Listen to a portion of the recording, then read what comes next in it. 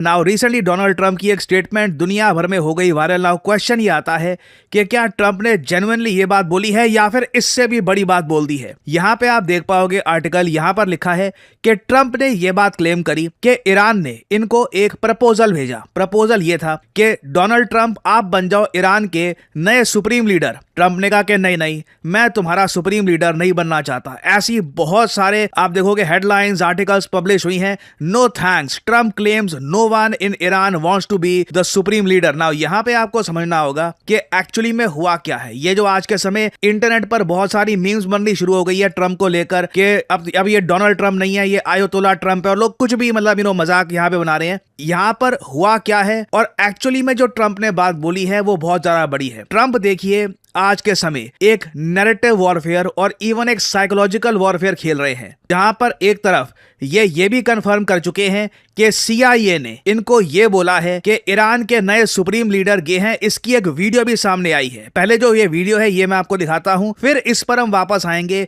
कि क्या Donald Trump ने ये भी क्लेम कर दिया है कि ईरान ने इनको ऑफर दिया कि हमारे नए सुप्रीम लीडर आप बन जाओ। ना इस वीडियो में आप देखोगे जर्नलिस्ट इनसे पूछ रहे हैं यहाँ पर, और डोनाल्ड ट्रंप पीछे फोन पर इन जर्नलिस्ट से बात कर रहे हैं। And did the CIA tell you that Ayatollah Jr.'s gay? Well, they did say that, but I don't know if it was only them. I think a lot of people are saying that, which puts them off to a bad start in that particular country, you know? ना बहुत बड़ी statement है यहाँ पर। यहाँ पे Trump कह रहे हैं कि CIA ने इनको जानकारी दी है कि जो अब नए आयतोल्ला बने हैं ईरान के नए सुप्रीम लीडर, ये गे हैं। अब ये होती है नैरेटिव वॉरफेयर। नैरेटिव वॉरफेयर इसलिए क्योंकि ईरान उन गिने चुने कंट्रीज में से है दुनिया में जहां पर गेस को डेथ सेंटेंस दिया जाता है। काफी बार आप देखोगे गेस को मारा जाता है। वहां पर कई एक्सट्रीम केसेस में तो गेस को बिल्डिंग्स के ऊपर ले जाते हैं, वहां से धक्का मारकर फेंकते हैं। तो डोनाल्ड ट्रंप एक ऐसे देश में जहां पर होमोसेक्सुअलिटी को बिल्कुल भी वेलकम नहीं किया जाता, कह रहे हैं कि वहां के लीडर सुनने में आया है, CIA ने मुझको बताया। ये नहीं बोला कि उनके सोर्सेस क्या हैं, कहां से उनको बात पता लगी है, बट ये कह रहे हैं कि वो गे है। ये होते हैं देखिए डेस्परेट टैक्टिक्स के कहीं से कुछ हो जाए, कुछ वहां पर लोग अपने लीडर के अगेंस्ट हो जाएं। जो उनकी मिलिट्री है वहां पर जनरल ये सोचे कि अभी जो नया आयतोल्ला है काफी कमजोर है, इसकी इमेज इंटरनेशनली काफी वीक है, तख्ता पलट करके मैं यहां पे पावर ले सकता हूं, इंटरनल पावर स्ट्रगल हो जाए। इस एक स्टेटमेंट के पीछे ना बहुत बड़ी शरारत छुपी है कि कैसे भी करके कंट्री की जो इंटरनल लीडरशिप है ये डिस्टेबलाइज हो जाए। और ट्रंप ने रिसेंटली यही एग्जैक्ट बात रिपीट करी अपने एक स्पीच में, जहां पे उन्होंने ये कहा कि ईरान की जो टॉप लीडरशिप है ये फंसी हुई है ना। ये लोग हमसे सीजफायर की बात कर पा रहे हैं क्योंकि इनको ये डर है इनके खुद के लोग इनको मार देंगे। साथ ही साथ इस लीडरशिप को डर ये भी है कि अगर देर करी बात करने में तो अमेरिकन मार देंगे। तो ये लोग इसलिए कोई डिसाइसिव एक्शन ले नहीं पा रहे ना।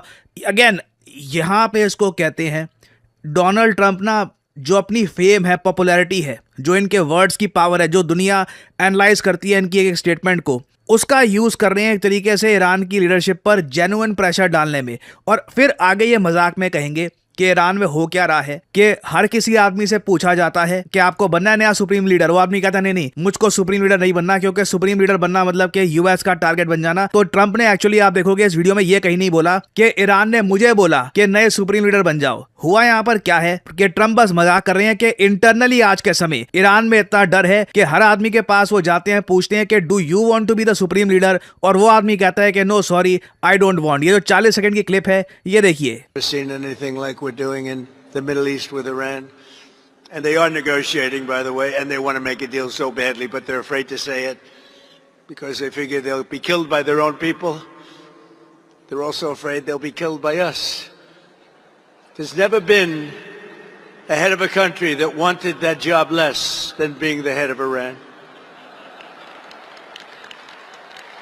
I don't want it. We listen to some of the things they say. We hear them very clearly. They say, I don't want it. We'd like to make you the next supreme leader. No, thank you. I don't want it. तो इधर आपने यहाँ पे साफ साफ सुना, Trump ने ये नहीं कहा कि मुझे ऑफर आया है कि मैं बन जाऊं ईरान का सुप्रीम लीडर। ये लोग आपस में ही एक दूसरे को ऑफर दे रहे हैं और कोई भी ये ऑफर एक्सेप्ट करने को तैयार नहीं है। ये प्रेसिडेंट ट्रंप का कहना है। नाउ दूसरी तरफ हम देख रहे हैं कि ईरान से भी एक साइकोलॉजिकल वॉर शुरू हो गई है इंपेंडिंग US अटैक को लेकर। देखिए ये बात अब दुनिया मान रही है कि ईरान के जो खर्ग आइलैंड्स हैं, जिनको आप यहाँ पे मैप में देख पाएंगे, ये यहाँ पे है ईरान के खर्ग टापू, यहाँ पर US अपने सोल्जर्स उतारकर इस आइलैंड को कब्जा सकता है। इसकी काफी हद तक पॉसिबिलिटी बन रही है। इन टापुओं में ईरान के काफी स्ट्रेटेजिक रिजर्व्स हैं, ऑयल के काफी रिजर्व्स हैं, और यूएस के लिए मैं कहूंगा ये बहुत बड़ी जीत होगी अगर ये इस टापू को कब्जा कर होल्ड कर पाते हैं। ईरान की तरफ से इन लोगों ने नैरेटिव वॉरफेयर में, अपने सोशल मीडिया में, पॉलिटिकल कमेंटेटर्स में ये बात फैला दी है कि यूएसए की जो आइलैंड असॉल्ट अभी होने वाली है कुछ दिनों में या परहैप्स एक हफ्ते में, जब भी ये होगी तो ये ईरान के लिए एक मौका होगा अमेरिकन ट्रूप्स को कैप्चर करने का। और फिर एक बार इनके पास जब अमेरिकन ट्रूप्स आ जाएंगे तब उसके बाद ईरान डील करेगा यूएस के साथ, या फिर एक शर्त रखेगा कि अपने सोल्जर्स चाहिए तो ईरान की सारी शर्तें मानो, इंक्लूडिंग वॉर रेपरेशंस, और साथ ही साथ एक रिटर्न कमिटमेंट कि ईरान पर फिर से इजराइल और यूएस अटैक नहीं करेंगे।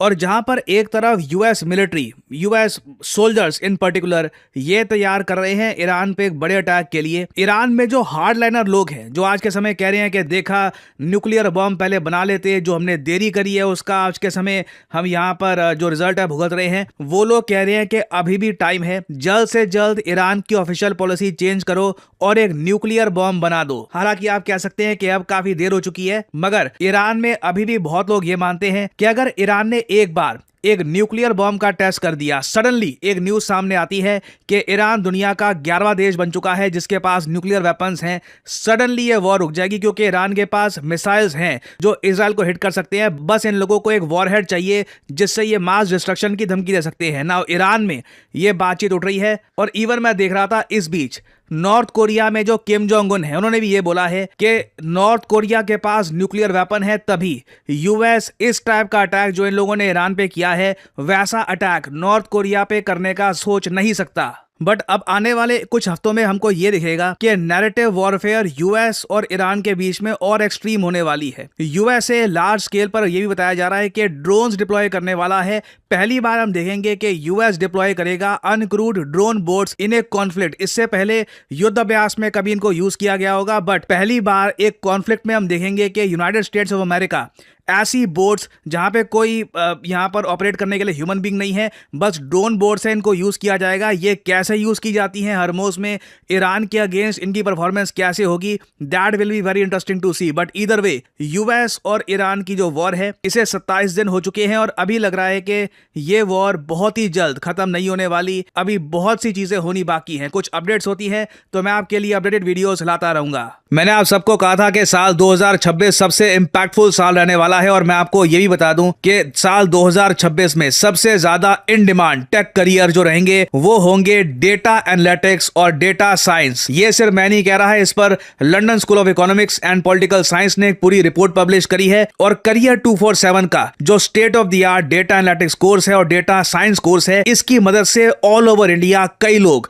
अपना करियर शुरू कर रहे हैं और अपनी ड्रीम जॉब्स तक पहुंच चुके हैं। और जिस तरीके से हर चीज साल 2026 में महंगी होती जा रही है, अनफॉर्चुनेटली हमारे जो ऑपरेशंस है, जो हम ऑनलाइन कोर्सेज ऑफर करते हैं, इनके प्राइसेस भी हमको बढ़ाने होंगे, तभी हम लोग जस्टिफाई कर पाएंगे कॉस्ट। तो अगले महीने से मैं आपको बता दूं, अप्रैल 2026 से मतलब अगले फाइनेंशियल ईयर से हमारे सभी कोर्सेज के दाम 20% बढ़ने वाले हैं। Unfortunately we have to do this, but आपके पास अभी भी टाइम है कि आप करियर 247 की करंट सेल के अंडर एक 26% डिस्काउंट लेकर ये कोर्सेज कर सकते हैं purchase before the huge price rise. मैं फिर यहाँ पर रिपीट कर दूं कि 24 मार्च से लेकर 28 मार्च तक करियर 247 की 26% सेल ये एक्टिव रहेगी on all of our courses. एक बार ये सेल खत्म हो गई तो अगले महीने प्राइसेस 20% बढ़ने वाले हैं। तो अगर आप अपने करियर के बारे में सीरियस हैं, आपको सिंपली क्या करना है, वीडियो के कमेंट सेक्शन में जाइए, यहाँ पे आपको ये लिंक मिल जाएगा। इस लिंक पर जाकर करिए क्लिक, डिटेल्स भरिए, कोड डालिए PD10 और सबमिट कर दीजिए। करियर 247 की तरफ से आपको इमीडिएटली कॉल आएगी। आप डिस्कस कर सकते हैं, क्वेश्चंस पूछ सकते हैं